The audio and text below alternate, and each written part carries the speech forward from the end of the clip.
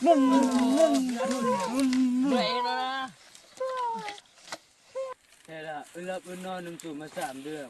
นแล้วมาจับเฟือก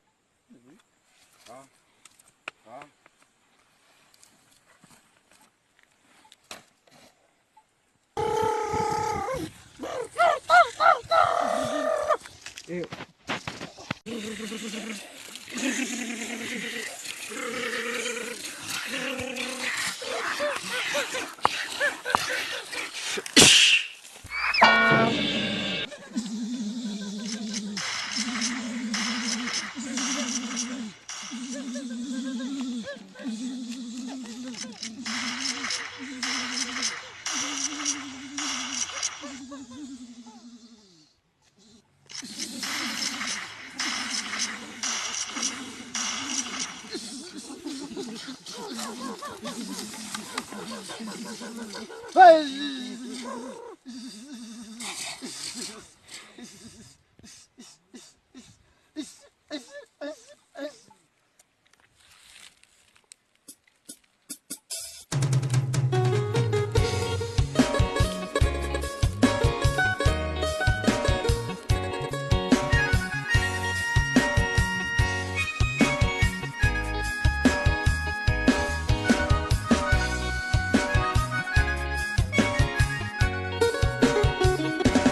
คำสั้นๆที่ความยาวมันบ่ถึงนาที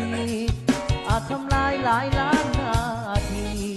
สิ่งดีๆที่เฮาร่วมก่อนใจเย็นไว้สาเบ้ายังออกมาผู้โตบ่นอเรื่องมือนี้ไอ้สิบ่คือต่อแค่อยากคอย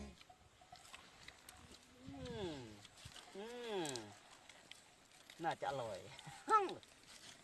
เอาป่ะ เอาอุ้ย เตเอาอุ้ย เจ็บป่ะ ปาน